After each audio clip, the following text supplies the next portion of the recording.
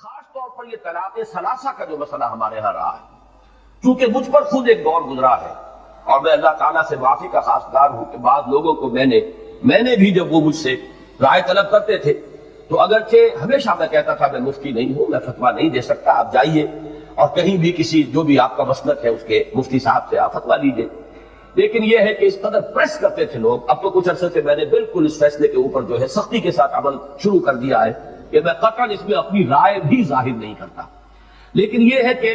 بدقسمتی سے رائے میری یہی تھی کہ جو ابن تیمیہ رحمہ اللہ کا مسلک ہے، قرآن مجید اور حضور صلی اللہ علیہ وسلم کی سنت سے مجھے وہی زیادہ اقرب معلوم ہوتا ہے۔ اب ذہن انسان کے قابو میں نہیں ہے، ذہن پر انسان کا اختیار نہیں ہے، جیسے دل پر اختیار نہیں کہ دل کا اپنا ایک رجحان ہے، ایک میلان ہے، آپ کا اختیار نہیں ہے، بلکہ یہ کہ میلان اگر کسی غلط رخ پر ہے اور آپ اپنے یعنی پوری قوت ارادی کو بروئے کار لا کر اسے روک رہے ہیں تو یہ آپ کا مجاہدہ ہے، باطنی مجاہدہ، جس پر کہ اللہ تعالیٰ آپ کو بہت بڑا اجر و ثواب عطا فرمائے گا۔ اسی طرح ذہن جو ہے وہ بھی انسان کے اختیار میں نہیں۔ ذہن میرا یہی رہا، مجھے جب یہ معلوم ہوا کہ چاروں ائمہ ہمارے یعنی چاروں فقہی مسلک جو ہے، احناف بھی اور حنابلہ بھی اور شوافع بھی اور مالکیہ بھی، سب کا متفق علیہ مسلک یہی ہے کہ جب 3 طلاقیں ہو جائے چاہے وہ ایک ہی بار دی گئی ہو تو وہ طلاق مغلظ ہے، اگرچہ بہت بری ہے، بہت ناپسندیدہ ہے، بہت ہی مکروہ ہے، اور اس پر حضرت عمر رضی اللہ تعالیٰ عنہ کا عمل یہ تھا کہ جو شخص یہ کرتا تھا اسے پھر کوڑے لگواتے تھے، لیکن یہ کہ طلاق نافذ ہو جاتی ہے۔ اب اس میں سامنے بات آتی تھی عقلی اعتبار سے کہ اتنا نازک معاملہ، خاندانوں کی تباہی اور بربادی، ایک انسان شدید غصے کے عالم کے اندر کو کہہ بیٹھا ہے کہ کیا یہ چیز ایسی ہے کہ جس پر اس قدر سخت موقف اختیار کیا جائے؟ اب چونکہ معلوم ہے ابن تیمیہ کا بہت اونچا مقام ہے میری نگاہ میں، بہت بلند مقام ہے، وہ خاص طور پر قرآن مجید کی حکمت کے بہت بڑے عالم ہیں، پھر سنت و سیرت کا ان کا مطالعہ بڑا گہرا ہے، اس معاملے میں ان کی رائے ایک شاذ تھی۔ میرا گمان یہ تھا کہ کسی نہ کسی اور کی بھی ہوگی، ان تمام جو مکاتب اربعہ ہیں ہمارے فقہ کے ان میں سے کسی کی اور رائے بھی ہو، تبھی تو اہل حدیث حضرات کی یہ رائے ہے، لیکن بعد میں مجھے معلوم ہوا کہ نہیں، یہ اہل حدیث حضرات یہ سند لیتے ہیں صرف امام ابن تیمیہ رحمہ اللہ کی رائے سے، باقی چاروں جو ہمارے مکاتب فقہ اہل سنت کے وہ متفق ہے اس پر کہ 3 طلاقیں جو ہے وہ اگر بیک وقت دی جائے تو وہ 3 ہی شمار ہوں گی اور وہ طلاق مغلظ ہو جائے گی کہ اب ان دونوں کے درمیان نہ رجوع کا کوئی امکان، نہ عدت میں رجوع، نہ عدت کے ختم ہونے کے بعد نکاح ثانی، جب تک کہ اس عورت کا نکاح کسی اور مرد سے نہ ہو، اور پھر وہ مرد بھی اپنی آزاد مرضی سے جب چاہے کبھی اگر طلاق دے دے تو پھر واپس رجوع کر سکیں گے، یہ سابقہ شوہر کے ساتھ اس عورت کا نکاح ہو سکے گا۔ اب اس پر لوگ روتے ہیں، چلاتے ہیں، وہ طرح طرح سے ادھر جا ادھر جا، اور اندیشہ یہ ہو جاتا تھا کہیں، چونکہ شیعہ مکتب فکر بھی یہی ہے، اور اب میرے علم میں بہت سے لوگ اسی بات پر شیعہ ہو گئے، بہت سے جو حنفی ہیں وہ پھر جا کر باہر آ گئے، تو ہلکا معاملہ، اس لیے کہ اہل حدیث وہ تو اہل سنت ہی میں ان کا شمار ہے، وہ کوئی اہل تشیع میں سے تو نہیں ہے۔ کچھ لوگ جنہیں یہ معلوم نہیں ہوتا کہ وہ اہل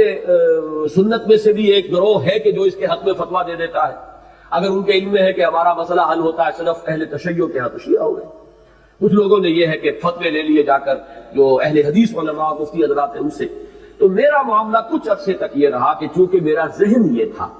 لہذا میں کہتا رہا بھائی میری ذاتی رائے تو یہ ہے واقعتاً کہ 3 طلاقیں جو ہیں ایک وقت میں دی جائیں تو وہ ایک ہی طلاق شمار ہوگی، لیکن یہ کہ میں اب اس کے بعد جب میں نے طے کیا میرے علم میں یہ بات آ گئی کہ تو چاروں مکاتب فقہ کا متفقہ فیصلہ ہے،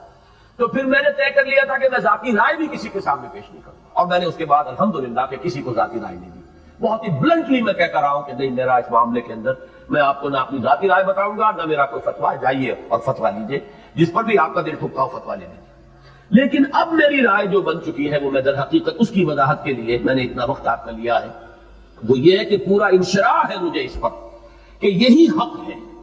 البتہ اس کا جو دوسرا پہلو ہے بدقسمتی سے وہ ہمارے سامنے نہیں ہے، جس کی وجہ سے ساری کمپلیکیشن اور پیچیدگیاں پیدا ہوئی ہیں۔ وہ دوسرا پہلو یہ ہے کہ سزا تعزیر کے درجے میں معین کی جائے ان لوگوں کے لیے جو یہ حرکت کر بیٹھتے ہیں، جیسا کہ میں نے کہا تھا پچھلی مرتبہ،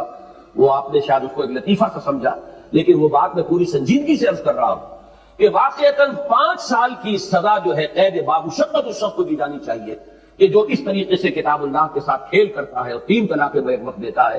پھر جیسا کہ میں نے عرض کیا تھا، پھر غصہ بھی سوچ سمجھ کے آئے گا، آدمی کو معلوم ہو کہ یہ قانون ہے اور اس میں کوئی رکاوٹ نہیں ہے، شریعت کے اندر تعزیر ہو سکتی ہے، جس کی نظیر ہمارے پاس موجود ہے کہ حضرت عمر رضی اللہ تعالیٰ عنہ جن کے بارے میں یہ مشہور ہے کہ انہوں نے اس کو سختی کے ساتھ نافذ کیا۔ حضور اپنی حیات طیبہ میں تو ایک نرمی برتتے تھے، اس آدمی کے اوپر آپ ڈال دیتے تھے کہ اچھا بھائی تم بتاؤ تمہاری نیت 3 کی تھی یا 1 کی تھی؟ اگر وہ کہتا تھا کہ یہ نیت بھی 3 ہی کی تھی تو فرماتے تھے کہ اب معاملہ تمہارے ہاتھ سے نکل گیا، اب تو وہ طلاق واقع ہو گیا۔ لیکن اگر وہ کہتا جی نہیں میری تو نیت 1 ہی کی تھی تو پھر وہ 1 ہی شمار کر لیتے تھے۔ یہ نرمی حضور صلی اللہ علیہ وسلم نے برقرار رکھی، لیکن ظاہر بات ہے کہ اس کا پورا بوجھ اس شخص کے اوپر جا رہا۔ لیکن حضرت عمر نے یہ دیکھ کر کے لوگ اس سے فائدہ اٹھا رہے ہیں، دیتے ہیں طلاقیں پورا روب جھاڑنے کے لیے، اور بیوی کو کے لیے تو گویا کہ وہ یعنی زمین و آسمان ایک ہو جاتا ہے غریب کے لیے جب اس کو طلاق جو ہے مغلظ طلاق دے دی جائے، کیا کرے گی؟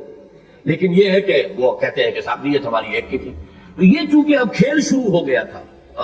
شریعت کے ساتھ، تو حضرت عمر نے گویا کہ اس کو پختہ فیصلہ کر لیا کہ جو چاہے وہ کہے، تم نے 3 طلاقیں دیے تو 3 طلاقیں نافذ۔ اور چونکہ اہل سنت کے ہاں یہ اصول ہے، علیکم بسنتی وسنت الخلفاء الراشدین المہدیین، تمہارے ذمے ہے، لازم ہے تم پر میری بھی سنت اور میرے خلفاء راشدین مہدیین کی سنت۔ تو جو بھی فتوے ہیں یا جو بھی اجماع ہو گیا ہے دور خلافت راشدہ میں، وہ ہمارے لیے واجب الاتباع ہے۔ یہی معاملہ تراویح کا ہے جو اہل حدیث حضرات کی سمجھ میں نہیں آتا، اس پر اجماع ہو گیا تھا۔ یہی وجہ ہے کہ اہل سنت کے چاروں مکاتب کے ہاں کم سے کم 20 رکعتیں، احناف کے ہاں 20 رکعتیں، حنابلہ کے ہاں 20 رکعتیں، شوافی کے ہاں 20 رکعتیں، البتہ مالکیہ کے ہاں کہیں 36 تک کی تعداد بھی ہے، 20 کی رائے بھی اور 36 کی بھی۔ لیکن چونکہ یہ اصل فیصلہ تھا، اجتہاد تھا حضرت عمر کا، انہوں نے نافذ کیا ہے، اور یہ حضرات اس کو تسلیم کرنے کے لیے تیار نہیں۔ یہ اصول ہے جس کی وجہ سے فرق واقع ہو جاتا ہے۔ اہل سنت کا اصول یہ ہے کہ جو اجتہادات خلفائے راشدین نے کیے، امت اس وقت ایک وحدت تھی، کوئی علیحدہ ملک نہیں تھے، پوری امت مسلمہ ایک وحدت تھی۔ اس کو جب قبول کر لیا گیا تو وہ اجماع ہے، اور وہ اجماع اب لازم ہے کہ اس کی پابندی کی جائے۔ اسی کے ضمن میں یہ معاملہ بھی آتا ہے کہ جو طلاق ثلاثہ کا ہے۔ لیکن جیسا کہ میں نے عرض کیا، یہ جس قدر تحدید اور تنبیہ آ رہی ہے، اس کو سامنے رکھتے ہوئے چونکہ چاروں مکاتب فقہ کا یہ اجماعی فیصلہ ہے، اسی کو اور اسی پر مجھے انشراح ہے کہ اب اس کو نافذ ہونا چاہیے۔ البتہ جو خرابیاں پیدا ہو رہی ہیں ان کا سد باب اس طور سے ہو سکتا ہے کہ اس کے ساتھ تعزیر ہو، جو 3 طلاقیں بیک وقت دیں انہیں کوئی سخت سزا دی جائے، تاکہ پھر لوگ جو ہے